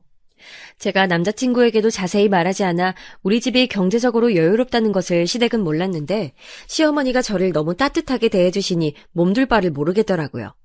그리고 바로 집에 가서 이 얘기를 했더니 저보다 엄마가 더 감격해서 바로 결혼을 재빠르게 추진하셨습니다. 제 명의로 된 집이 있다고 남자친구에게 얘기하니 2 눈을 동그랗게 뜨고 놀라더라고요. 본인은 은행 가서 대출 받을 생각에 이미 서류도 다 준비했다고 하며 서류 뭉치를 보여주는데 그 모습이 귀엽고 웃겼습니다. 그래서 진짜 남편은 결혼식에 대한 비용만 내고 모든 것을 우리 집에서 다 준비했어요. 상견례 자리에서도 서로 자식들을 칭찬하고 웃느라 분위기가 매우 좋았는데 평소에 말이 많지 않은 아버지도 환하게 웃을 정도였습니다. 상대적으로 돈이 많은 우리가 모든 비용을 내겠다고 했는데 시어머니는 본인 자식들 결혼에 쓰려고 돈을 모았다고 꼭 돈을 내고 싶어 하셔서 결혼식장 비용만 내게 했어요. 그리고 빠르게 결혼식을 올리고 신혼생활을 시작했는데 이보다 더 행복할 수가 없었습니다. 다정하고 착한 남편과 제가 집에 가면 물 한 방울도 묻히게 하지 않으려고 애쓰는 시어머니 덕분에 저는 시집살이의 시자도 모르고 살았어요. 딱 한 가지 걱정이 있었다면 바로 아기 문제였습니다. 어렸을 때부터 아이 엄마가 되는 것에 대해 관심이 많고 또 반드시 아이를 가지고 싶었던 저는 임신 계획을 결혼 전부터 남편과 많이 말했어요. 그런데 생각보다 아이가 빠르게 찾아오지 않아 얼마나 걱정했는지 모릅니다. 심지어 저보다 1년이나 더 늦게 결혼한 친구가 먼저 아이를 가지는 것을 보고 차마 축하도 하지 못해서 혼자 울기도 많이 울었어요. 평생을 평범하게 살아와서 아이도 당연히 다른 사람들처럼 쉽게 가지겠지 생각했는데 그러지 않았죠. 둘째가 제가 결혼하고 1년 뒤쯤 결혼했는데 심지어 올케가 혼전 임신으로 결혼해서 제 자식보다 조카가 먼저 태어났는데 당연히 축하하면서도 한편으론 씁쓸한 마음이 가득했습니다. 병원에 가서 검사를 해봐도 보통 이런 경우 남편이나 아내 쪽에 문제가 있다던데 우리 부부는 특이하게 딱히 둘의 몸에 이상이 있지도 않았어요. 심지어 의사 선생님이 아직 부부 나이가 젊으니까 바로 시험관에 들어가지 말고 자연임신을 시도하자고 하셨을 정도로 멀쩡했으나 아이는 쉽게 오지 않았습니다. 오죽하면 제 조카인데도 보면 씁쓸하고 조카를 본 날은 매번 집에서 우니까 나중엔 일부러 가지 않기도 했어요. 회사에 가면 엄마가 조카 얘기를 하니까 출근도 더디게 하고 가족들과 연락도 뜸해졌습니다. 남편과 시어머니는 사람마다 다 때가 있다고 오히려 정신을 다른 쪽으로 돌리면 아이가 찾아올 거라고 너무 상심하지 말라고 했는데 머리로는 그렇게 생각해도 자꾸 눈물이 나오고 기분이 우울해지는 것은 쉽게 막을 수가 없었어요. 남편과 일부러 활동적인 일을 하려고 등산도 다니고 캠핑도 다니고 시어머니를 모시고 여행도 많이 다니면서 최대한 아이 생각을 머릿속으로 하지 않으려고 했는데 여행 가서도 자동으로 제 눈이 아이들을 향하는 것을 보고 시어머니가 안쓰럽다고 눈물을 보이기도 하셨죠. 결국 저는 남편과 의학의 도움을 받아 아이를 가지려고 했는데 진짜 운명처럼 딱 결정하고 시술하기 전에 자연적으로 아이가 생겼습니다. 믿기지 않아 남편하고 의사 선생님에게 10번도 넘게 물어봤더니 우리 부부가 워낙 오래 다녀서 사정을 알고 계시던 선생님께서 너무 축하한다고 재차 확인해 주셨어요. 진짜 온몸에 소름이 돋고 기뻐서 눈물을 흘린다는 게 어떤 일인지 알게 되는 순간이었습니다. 매번 상상 속에서만 상상하던 일이 현실로 일어나니 볼을 계속 꼬집고 남편과 저는 서로에게 진짜냐고 물으며 얼떨떨했어요.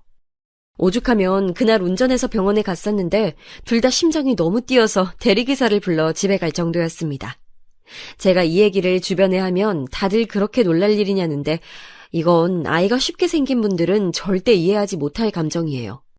그리고 시어머니와 친정에 알렸는데 시어머니는 오열하시며 그동안 고생 많았다고 하셨고 우리 엄마와 아버지도 정말 좋아하셨습니다. 그리고 임신은 초기가 가장 중요하니 최대한 몸을 편안하게 하라는 의사 선생님의 말대로 남편과 저는 모든 것을 제 배 안에 있는 아이에게 집중했어요. 막상 임신하니까 그제야 우리 조카도 마음 놓고 예뻐할 수 있었고 올케와도 더 가까워지는 계기가 됐습니다. 혹시라도 유산의 가능성이 있으니 그냥 길거리를 걸을 때도 아주 조심스럽게 걸었고 먹는 것도 철저하게 임산부에게 좋지 않은 음식 목록을 다 뽑아 아예 부엌에 붙여놓을 정도였어요. 그때 엄마 회사에 나가지 않고 있어서 집안일은 다 제가 했었는데 남편은 그러다 제 몸이 무리할 수도 있다고 본인이 모든 집안일을 했습니다. 회사 다니느라 바쁠 텐데 혼자서 요리하고 청소하고 빨래까지 하는 것을 보고 저는 전혀 스트레스를 받지 않고 태교할 수 있었어요. 생각보다 자연유산이 매우 흔하다는 것도 주변에서 말해줘서 알고 있었는데 우리한테는 절대 일어나면 안 되는 일이라고 남편과 얼마나 둘이 좋은 생각을 많이 하려고 애썼는지 모릅니다. 입덧이 조금 있어서 먹는 것에 예민하긴 했는데 이상하게 시어머니 음식을 먹으면 입덧이 없어서 시댁에 많이 가서 지내기도 했었죠. 시어머니는 제가 갈 때마다 잔치상처럼 밥을 차려주셨는데 너무 감사해서 용돈을 드려도 절대 받지 않으셨습니다. 본인의 즐거움을 뺏지 말라고 하시면서 우리 아이에게 투자하라고 용돈을 받지 않으니 남편과 저는 오히려 난감했어요. 시어머니는 검소하시고 사치를 모르는 분이셨는데 그 점은 남편이 똑 닮았습니다. 저도 평소에 사치를 부리거나 허영심이 가득한 편은 아니었는데 이미 있는 것에 감사하며 사는 남편을 만나고 많이 바뀌었어요. 특히 아이를 가지는 과정에서 내려놓는 법에 대해 알게 됐습니다. 친구들은 저에게 그렇게 형편이 좋으면서 하고 다니는 것은 검소하게 하고 다닌다고 놀라워했는데 저는 이미 심적으로 안정된 생활을 하고 있으니 꾸미는 것에 무뎌졌어요. 아무튼 그렇게 입덧을 제외하면 큰 문제가 없이 아주 건강하게 출산까지 할 수 있었어요. 제가 고집해서 자연분만으로 나왔는데 시어머니와 남편은 제 몸이 걱정된다고 제왕절개를 권했지만 아이를 생각하면 자연분만이 좋을 것 같아 일부러 자연분만을 선택했고 후회는 없습니다. 너무나도 다행히 아이는 긴 진통이 아니어서 생각보다 빠르게 출산했어요. 성별은 딸이었고 미숙아도 아니었고 손가락 발가락도 5개가 있었고 의사 선생님이 아주 건강하다고 할 정도로 튼튼한 아기로 태어났습니다. 엄마와 아버지도 보러 오시고 남동생들도 병원에 와서 아이 얼굴을 보고 갔는데 다들 아이가 예쁘다고 칭찬해줬죠. 퇴원하고 저는 집에서 산후조리를 했는데 친정엄마는 회사 운영을 하느라 바쁘니 시어머니가 와서 도와주셨습니다. 친구들은 시어머니가 조리해주는 것이 가능하냐고 물었는데 우리 시어머니는 저한테 불편하게 하는 분도 전혀 아니고 언제든 배려가 몸에 익숙하신 분이라 오히려 제가 원했어요. 역시나 시어머니는 오셔서 온 집안의 집안일까지 하시며 저를 봐주셨는데 그걸 본 친정엄마가 감동해서 시어머니에게 선물을 해줘도 이런 것을 받아도 되냐고 하시는 분이랍니다. 진짜 오로지 제 편의를 봐주시며 아이를 봐주셨는데 심지어 아이도 얼마나 잘 보시던지 저는 시어머니가 전문적으로 그 일을 하는 줄 알았답니다. 이 경험으로 우리 집은 시댁에 도움이 될 수 있으면 좋을 것 같아 시어머니에게 뭐 원하는 게 있냐고 몇 번을 물었는데 그럴 때마다 시어머니는 전혀 없다고 본인이 원해서 도와주신 거라며 매번 거절하셨어요. 그러다 남편과 얘기가 나왔는데 사실 그때 시동생이 대학 졸업을 한 지 몇 년이 지났는데 취직하지 못하고 있었거든요. 제가 갑자기 그 생각이 들면서 괜찮으면 도련님을 우리 엄마 회사에서 일하게 하는 것은 어떤지 말을 꺼냈습니다. 남편은 제가 말을 꺼내자 크게 기뻐하며 그럴 수 있으면 너무 행운이라며 좋아하더라고요.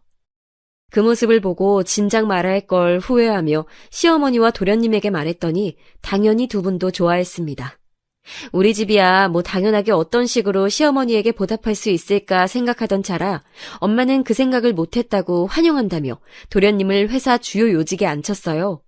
그리고 정신없이 육아하며 바쁘게 지내고 있었는데 원래 아이는 한 번 생기면 쭉 생긴다고 하잖아요. 원래 2명을 낳고 싶어 했지만 첫째가 하도 생기지 않아 어려움이 있어서 혹시라도 생기지 않으면 그냥 1명으로 만족하고 살자고 남편하고 이미 얘기했었는데 바로 아이가 또 찾아오게 됐습니다. 터울은 2살 차이가 났고 제가 둘째 소식을 양가에 알리니 시어머니가 저보다 더 좋아하셨어요. 우리 시어머니는 첫째가 딸이라 자기는 딸을 키워본 적이 없어서 제가 조심스러웠다며 첫째도 어찌나 조심스럽게 대하셨는지 모릅니다. 뭘 먹여도 저에게 먼저 물어보고 아이한테 예쁘고 고운 말만 해주셔서 너무 감사했어요. 첫째 때 입덧이 있었던 것과 달리 둘째는 입덧이 전혀 없었습니다. 그래서 첫째보다 더 편하게 태교할 수 있었는데 그렇게 아이를 기다리다 뜻밖의 소식을 듣게 됐어요. 바로 도련님의 갑작스러운 결혼 발표였습니다. 결혼은 축하할 일이었는데 제가 놀란 것은 그게 아니고 바로 예비동서의 임신 소식이었어요. 무려 혼전 임신으로 결혼하게 됐다고 우리에게 털어놓는 도련님을 보고 너무 놀라서 애가 떨어지는 줄 알았답니다. 임신한 지 얼마 됐는지를 들어보니 우리 아이와 겨우 몇 주 차이였어요. 일단 축하하고 되게 급하게 결혼하게 된 도련님. 아니 이제 서방님이라고 호칭할게요.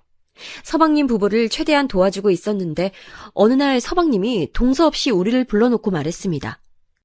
자기가 형수네 집이 운영하는 회사에 다닌다는 소식을 동서는 모른다며 비밀로 해달라고 하더라고요. 뭐 저야 그때는 불편할 수 있다고 생각하며 당연히 그러라고 말하고 넘겼는데 이게 큰 화를 가져올 줄은 전혀 몰랐습니다. 그리고 결혼 준비를 하며 저는 너무 놀랐는데 예비동서의 태도 때문이었어요. 서방님과 동서는 돈이 부족해서 제가 몰래 돈을 줘서 시어머니가 모은 돈과 합쳐 건넬 정도였는데 동서가 바라는 게 너무 많았습니다. 본인은 혼수도 겨우 해오면서 시댁에 바라는 건 어찌나 많은지 시어머니 얘기를 듣고 깜짝 놀랐어요. 시어머니는 평소에 그런 말을 하는 분이 전혀 아닌데 저에게 속상하다고 얘기를 터놓으셨습니다. 동서는 예단으로 500만 원을 준비했다고 하며 시어머니 보고 예물을 구체적으로 콕 집어서 원했대요. 그런데 그 예물로 말한 것이 합쳐서 5천은 되는 수준이었습니다. 시어머니는 당장 그걸 어떻게 해주냐고 하시며 그래도 며느리가 집안에 들어오는데 못 해준다고 할 수도 없고 고민이라고 하셨어요. 그 말을 듣고 저는 제가 대준다고 했는데 워낙 시어머니가 저를 예뻐하고 해주신 게 많아 저한테는 당연한 결정이었습니다. 아니야, 아가. 내가 괜히 말했다. 너에게 부담 주려고 한 말은 전혀 아니야. 미안해. 입이 방정이다. 에이, 아니에요. 임신까지 해서 결혼하니까 최대한 잘해줘야죠. 그 대신 어머님, 제가 줬다고 하진 마세요. 시어머니는 5번이나 거절하고 결국 받으셨는데 저에게 연신 미안하다고 하셨어요. 그렇게 서방님 부부는 돈이 어디서 나왔는지도 모른 채 원하던 가방과 시계와 옷을 예물로 받을 수 있었답니다. 그때 제가 임신한 상태라 최대한 남에게 베풀고 싶었는데 그게 다 나중에 우리 자식들에게 돌아올 거라고 믿었기 때문이에요. 제가 출산하기 전에 서방님과 동서는 결혼식을 올렸고 축의금도 섭섭지 않게 많이 줬습니다. 동서는 화려하고 예쁘게 생겼는데 생긴 대로 꾸미는 것에 굉장히 관심이 많았어요. 항상 머리부터 발끝까지 꾸미고 다녔고 볼 때마다 옷이 바뀌었습니다. 임신한 상태로 신혼여행도 다녀왔는데 무려 2주를 다녀왔더라고요. 무슨 일을 하냐고 물었더니 백수라는 말에 저처럼 집에 있으려나 보다 생각했죠. 그리고 결혼식이 끝나고 둘째 출산을 거의 바로 하게 됐는데 여기서 제 시련이 닥치게 됩니다. 첫째가 워낙 건강하게 태어났고 자라면서도 잔병치레도 없이 순한 아이라 걱정하지 않았는데 둘째는 태어나자마자 태어나지 못하고 그대로 입원하게 됐어요. 미숙아는 아니었는데 심장 쪽에 문제가 있다고 경과를 지켜봐야 한다고 하셨습니다. 그 소리를 듣고 정신을 잃은 저는 깨어나고도 그게 현실이라는 것을 알고 얼마나 울었는지 몰라요. 의사 선생님은 신생아 중에 그런 경우가 꽤 있다고 절대 부모 잘못이 아니라고 했는데 모든 게 제 잘못처럼 느껴졌습니다. 온 신경을 둘째에 쏟느라 첫째를 잘 챙겨주지도 못했는데 그런 저와 첫째를 다 챙기는 남편을 보고 고마움을 느낄 새도 없었어요. 시어머니는 둘째도 그렇지만 무엇보다 제가 걱정된다며 제 옆에서 저를 정말 많이 챙겨주셨습니다. 올케가 연락 와서 자기 친구 중에도 그런 경우가 있었는데 나중에 지금 너무 건강하게 문제없이 살고 있다며 저를 안심시켰는데 고마웠지만 귀에 하나도 들어오지 않았어요. 고통의 시간을 보내며 살도 많이 빠지고 온전치 못한 정신으로 살며 사는 게 사는 것 같지 않았습니다. 제가 지옥 속에 빠져있는 동안 동서도 출산하게 됐는데 동서 아기는 너무나도 건강하게 태어나서 이미 퇴원하고 조리원에 있다는 소리를 듣고 축하하는 마음이 들면서 왜 우리 아가는 저러지 못하는 건지 얼마나 자책했는지 몰라요. 생각하기도 싫은 그 기간이 지나고 둘째도 퇴원하게 됐는데 아이가 아프니까 저한테 최우선은 다른 것도 아니고 무엇보다 우리 아이들의 건강이었습니다. 그래서 특히 아이들이 어릴 때는 최대한 바깥 음식을 먹이지 않고 모든 음식을 제가 만들었어요. 무엇보다 먹는 것이 중요하니까 간식도 유기농으로 만들고 아이들 건강에 많은 신경을 썼습니다. 그도 그럴 것이 둘째가 병원에 정기적으로 가야 하니까 더 그랬어요. 아이들을 키우며 저는 동서와 가깝게 지내게 됐는데 아무래도 동서 자식과 우리 둘째가 동갑이고 개월수도 비슷하니 말이 통하는 게 많았습니다. 그런데 어릴 때는 그래도 괜찮았는데 아이들이 크면서 불편한 상황들이 지속됐어요. 무엇보다 양육 방식에 관해 의견 차이가 생겼는데 저는 둘째가 건강이 좋지 않았던 것도 있고 원래 남편과 저는 아이들에게 학업 스트레스를 주고 싶지 않았습니다. 아이들이 건강하고 바른 정신으로 자라면 그것보다 좋은 게 뭐가 있냐는 주의여서 어릴 때부터 공부에 대한 부담을 주고 싶지 않았어요. 그리고 자고로 공부란 시켜서 하는 게 아니고 본인이 원해야 하는 거라고 생각이 아주 컸습니다. 남편도 저도 서울에 있는 대학교를 졸업했는데 다행히 교육관이 같아 안심했었죠. 물론 아이들이 원한다면 누구보다 더 지원해줄 자신은 있었으니 방관은 전혀 아니었어요. 무엇보다 그때 아이들 나이가 첫째는 7살이고 둘째는 5살이어서 동서의 말에 더 놀랐는데 동서는 저에게 이렇게 말했습니다. 형님, 솔직히 지금도 늦었어요. 지금이라도 영어를 시켜야 애들 나중에 초등학교 가서 무시 안 당해요. 동서는 아이 교육에 엄청난 관심을 보였는데 동선의 아들은 영어 유치원에 다니고 있었거든요. 그걸 되게 자랑스러워했습니다. 제가 듣기론 아이 교육에 너무 돈을 많이 써서 서방님이 회사에서 연봉 협상을 할 때도 과하게 요구한다고 엄마한테 이미 들은 게 있었거든요. 아이 교육에 관심이 많은 거는 본인 생각이고 각자 다른 주관을 가지고 있으니 상관없었는데 자꾸 우리 아이들도 자기 아들처럼 그래야 한다고 하니까 점점 불편해졌습니다. 말을 아무리 돌려도 동서는 고집스럽게 자기의 교육관이 정답이라고 둘째를 영어 유치원에 보내라고 얼굴을 볼 때마다 말해서 옆에 있던 시어머니가 말릴 정도였어요. 아이들이 건강한 게 최고라고 시어머니는 동서가 그럴 때마다 옆에서 말렸는데 나중에 동서는 제가 하도 아이들 교육에 많은 투자를 하지 않으니 우리 집이 가난해서 그렇다고 생각하더라고요. 동서는 본인이 꾸미는 것을 좋아해서 아들도 볼 때마다 옷이 달라졌는데 꼭 백화점에서 로고가 크게 보이는 옷만 사서 입히는 모습을 보고 저는 그냥 그럴 수도 있다고 생각했습니다. 본인의 취향이고 대문짝만한 로고가 보이는 게 아무래도 남의 시선에서는 더 잘 보이니까 동서가 그걸 원하나 보다 생각했는데 자꾸 동서는 우리 딸들 옷에 관심을 가졌어요. 제가 아이들 교육에 관심이 없다고 하고 다니는 행색에 관심이 없던 것은 아니라 나름 또 성별이 딸들이니까 신경 써서 수입 의류를 주로 입혔거든요. 유치원을 다니며 친구들과 옷이 겹치는 것을 원하지 않아 수입까지 해서 입힐 정도로 신경 썼는데 제 취향 자체가 로고가 크게 가슴팍에 박혀있는 옷을 선호하지 않아서 그런 옷은 입히지 않았습니다. 그런데 동서는 본인이 보지 못하던 옷이고 백화점에도 들어온 브랜드가 아니라 제가 어디 시장바닥에서 떨이로 판매하는 옷들을 입힌다고 생각하더라고요. 처음엔 저도 발끈해서 이거 비싼 거라고 말했는데 나중에는 말해도 모르는 사람에게 말해서 뭐하나 싶더라고요. 유명한 한국 속담 아시죠? 똥이 무서워서 피하냐, 더러워서 피하지.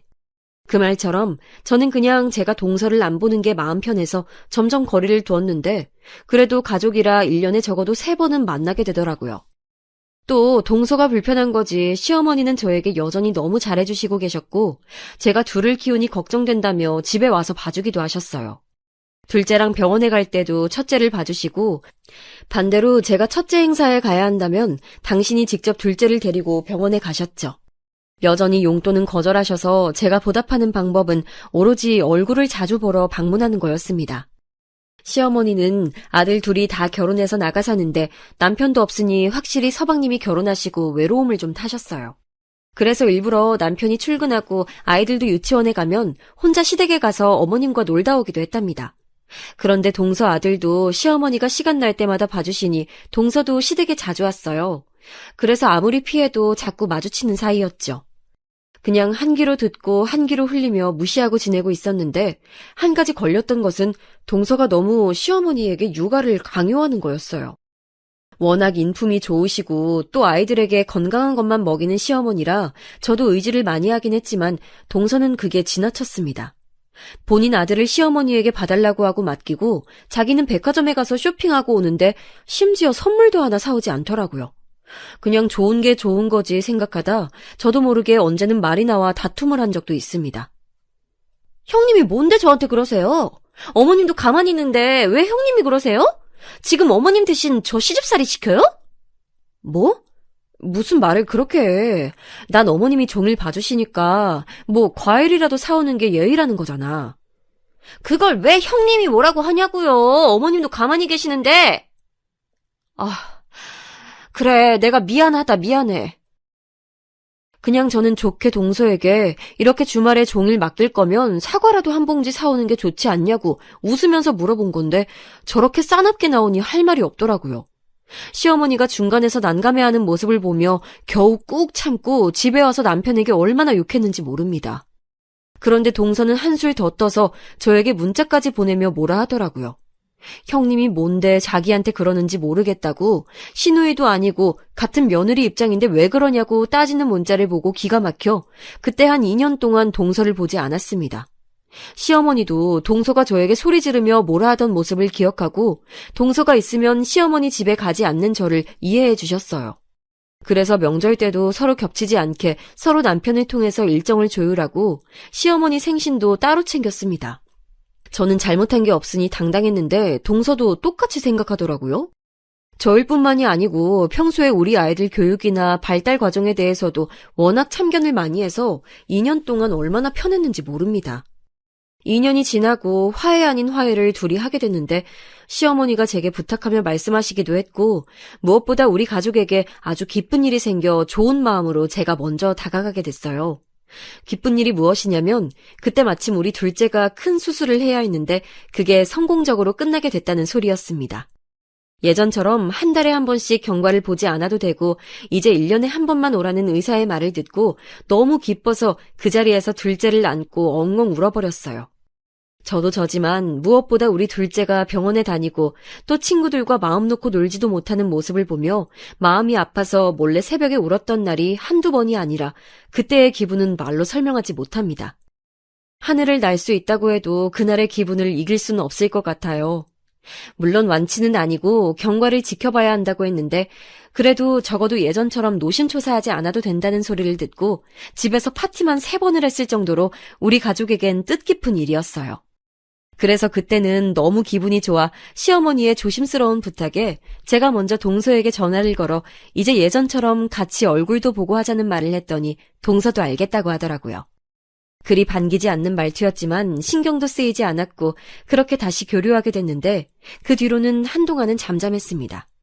그리고 저도 자식들이 둘 다 초등학교에 가고 고학년이 되면서 시간이 많이 생겨서 다시 회사에 많이 출근하기 시작했어요. 그동안 아이들을 키우면서도 재택으로 그리고 종종 나가서 일했었는데 이제 완전히 출근하며 회사 일을 다시 하니까 그동안 엄마로서 살다 사회생활을 하니 즐겁더라고요. 그래서 출근해서는 열심히 일하고 퇴근해서는 엄마의 역할을 하며 아주 즐겁게 지내고 있었답니다. 그러다 사건이 하나 터지게 됐는데 이게 오늘 사연의 하이라이트예요. 이걸 설명하기 전에 우리 둘째에 대해 조금 더 설명하자면 둘째는 큰 수술이 경과도 아주 좋으니 이제 특별한 경우가 아니라면 병원에 검사를 오지 않아도 된다는 행복한 소식을 듣게 됐어요. 그리고 어릴 때 아파서 친구들과 자주 놀지 못했는데 그럴 때마다 아이는 혼자 책을 되게 많이 읽고 언니인 첫째랑 많은 시간을 보냈어요. 그러면서 자연스럽게 습득하는 지식도 많았고 언니와 종일 붙어있으니 선행학습까지 하게 됐는데 저와 남편의 생각보다 둘째는 많이 똑똑했습니다. 학부모 상담에 가면 선생님들이 저에게 아이가 공부를 잘하니 진지하게 영재학원을 보내라고 하셨죠. 남편과 저는 공부를 잘한다는 말에 당연히 기분은 좋았는데 그러면서도 한편으로는 아이가 평범하게 자라길 바라는 마음도 있었습니다. 이게 무슨 소리야 할 수도 있는데 아픈 아이를 둔 부모님들은 제 말이 무슨 뜻인지 아실 거예요. 평범하게 자라는 것도 복이라고 생각하던 차라 무엇보다 아이의 의견이 중요하다고 생각해서 둘째에게 조심스럽게 물어봤더니 자기는 공부가 좋다고 하더라고요. 그 말에 남편과 저는 딸에게 하기 싫으면 언제든지 그만두어도 된다고 하며 수준 높은 학원에 보내며 아이를 키우고 있었는데 남편도 그렇고 저도 그렇고 이런 얘기를 어디 가서 하는 편이 아니에요. 그래서 아이가 공부를 잘해서 영재학원에 다닌다는 소식은 시어머니도 우리 친정엄마도 모르고 있었습니다. 저는 그냥 노파심에 언제라도 그만둘 수 있으니 말하지 않는 게 낫다고 생각해서 그랬던 거였어요. 그러다 사건이 하나 터졌는데 바로 우리 딸이 경시대회에 나가 1등을 하게 됐습니다. 그런데 우리 부부는 전혀 몰랐는데 동서 아들도 그 대회에 참가했었더라고요. 처음 나간 대회에서 우리 딸이 당당히 1등을 하니 너무 기분이 좋았는데 누가 갑자기 제 앞을 가로막아 놀라서 봤더니 바로 동서였어요. 형님, 예빈이 언제부터 이런 대회에 나왔어요? 동서, 인사도 없이 깜짝 놀랐네. 우리 딸 대회는 이번이 처음이야. 예빈이가 그렇게 공부를 잘했나요? 전혀 몰랐어요. 소리 소문도 없이 아무도 몰래 준비했나 보네요? 무슨 말을 그렇게 해? 우리 딸 공부 잘해. 그러니까 상도 탄 거지. 인사도 없이 우리 둘째를 노려보며 말하는 동서를 보고 기분이 나빠 그대로 자리를 피했습니다. 그 뒤로 동서의 견제는 계속됐는데 나가는 대회마다 동서 아들은 한 번도 입상하지 못했어요. 그 모습을 보고 남편은 그렇게 서방님 월급을 쏟아부어도 안 되는 것은 안 되는 거라며 안타까워했죠. 최종적으로 과학고 모집에서 우리 딸만 붙고 동서 아들은 떨어졌는데 그 계기로 동서는 우리 둘째만 보면 얼굴을 보고 악담을 퍼부을 정도로 싫어했습니다. 그리고 노골적으로 무시하는 모습에 기가 막혀 그냥 제가 피하게 됐는데 그러다 사건이 최종적으로 터지게 됐어요. 둘째의 생일과 과학고 입학 축하 기념으로 시댁에서 같이 식사하게 됐는데 하필 그때가 음력으로 생일을 세는 시어머니의 생신과도 기간이 겹쳐 서방님과 동서도 오는 날이었습니다. 그래도 시어머니 앞인데 설마 그러겠어 하는 마음에 갔는데 우리가 인사해도 모른 척하고 쌩하게 지나가는 동서 모습을 보고 남편과 저는 서로 눈빛을 교환했죠. 잘난 우리가 참자 하고 무시하고 최대한 좋게 식사하고 자리가 끝나 집에 가기 직전이었습니다. 갑자기 내내 우리를 무시하던 동서가 갑자기 살갑게 주차장에서 말을 걸기 시작했어요. 우리 둘째 과학고 입학을 축하한다고 선물을 준비했다길래 갑자기 뭘 잘못 먹었나 생각하며 다가갔는데 거기엔 생전 처음 보는 차가 있었습니다. 무려 벤츠를 산 건지 동서는 거들먹거리며 차 트렁크에서 뭘 꺼내더라고요. 뭐 얼마나 대단한 걸 꺼내나 구경했는데 뭘 선물로 줬는지 아세요? 지우개였어요. 지우개를 하나 주며 우리 딸에게 건넨 것도 아니고 거의 던지다시피 주며 동서는 저에게 말했습니다. 형님은 거지여서 벤츠 못 타보셨죠? 그렇게 거지여도 애가 과학고에 가네요? 그 말만으로도 그동안 꾹꾹 눌렀던 게 올라오고 있었는데 그 뒷말에 저는 참을 수 없는 분노를 느끼게 됐어요. 애가 아파도 과학고에 가는 걸 보면 우리 아들도 어디 아파야 하나 봐요. 그 길로 저는 시댁에 들어가서 눈에 보이는 망치를 하나 들고 나와서 동서의 벤츠를 마구 때려 부수기 시작했습니다. 옆에서 남편이 말려도 그냥 무시하고 진짜 눈에 보이는 게 없어서 발로 차고 망치로 깼어요. 동서가 뭐 하는 거냐고 소리를 질러도 들리지도 않았습니다. 너무 괘씸하더라고요. 보아하니 서방님이 왜 또 연봉을 올려달라고 난리쳤는지 눈에 보여서 동서에게 말했습니다. 계좌 불러! 차값 바로 줄게! 동서는 당장 내놓으라며 계좌를 알려줬고 저는 당당하게 1억 5천만 원을 보냈습니다. 계좌를 확인하고 두 눈이 동그래진 동서를 보고 울분에 찬 저는 한마디를 보탰어요. 당신 남편 다니는 그 회사 꽂아준 게 나야. 그 회사 회장이 우리 엄마야. 제 말에 동서는 믿을 수 없다는 표정을 했고 옆에 있던 서방님에게 저는 당당히 말했어요. 은혜를 이런 식으로 갚냐고 소리 지르니 서방님은 아무 말도 하지 못했습니다. 제가 차를 부수는 소리를 듣고 놀라 나오신 시어머니에게 도저히 저런 수준 떨어지는 사람과는 더 만나고 싶지 않다고 말했고 시어머니는 제 의견을 존중하셨어요. 그 뒤로 저는 아무 말 없이 집에 오는데 너무 화가 나서 몸이 떨려 쉽게 진정할 수 없었습니다. 단순히 이번 벤츠 사건 때문에 갑자기 그런 게 아니고 그동안 동서가 우리 집 형편을 자기 맘대로 생각하며 무시했던 게 한두 번이 아니라서 그렇게 행동했던 거였어요. 남편은 저에게 잘했다고 하며 이제 앞으로 동서네 부부를 보지 말자고 하더라고요. 그렇게 월급을 다 쏟는 걸로 모자라서 대출까지 받아 교육해도 과학고에 못 가는 조카를 보니 저렇게 못되게 사니까 그렇다는 결론이 나왔습니다. 그 뒤로 저는 회사에 출근해서도 서방님의 인사를 받아주지 않았어요. 저보고 유치하다고 하실 수도 있는데 그만큼 쌓인 게 많았기 때문에 참을 수가 없었습니다. 서방님은 퇴근하고 저를 찾아와서 미안하다 하고 우리 집에 와서 자기도 너무 힘들다는 말을 꺼내며 심지어 눈물까지 보였는데 안쓰러운 마음은 들지 않았어요. 동서도 저에게 몰랐다고 죄송하다고 문자를 10개도 넘게 보냈는데 나중에는 보기도 싫어서 차단까지 하게 됐습니다. 그리고 시댁 행사에서도 동서를 봐도 동서가 저에게 했던 것처럼 똑같이 사람 취급하지 않고 무시했어요. 마음 같아선 서방님도 해고하고 싶었는데 남편은 죄가 없으니 남편 동생이라는 이유로 그렇게 하진 않았답니다. 다만 본인이 찔렸는지 더 열심히 일하고 더 연봉을 무리하게 올려달라는 말을 꺼내진 않았어요. 그리고 마지막으로 동서에게 당신 결혼할 때 받은 예물, 시댁에 올 때마다 자랑하던 그 가방과 시계도 내 돈이라고 하니 아연실색하며 아무 말도 하지 못하더라고요. 시어머니도 저에게 그동안 고생 많았다고, 자기도 동서가 달갑지 않다고 하시며 거리를 두기 시작하셨습니다. 서방님이 남편에게 사정해서 얻어낸 동서가 다니던 골프장 회원권도 끊어버렸어요. 알게 모르게 제 쪽에서 나가는 돈이 많았다는 사실을 보고 저도 놀랐답니다.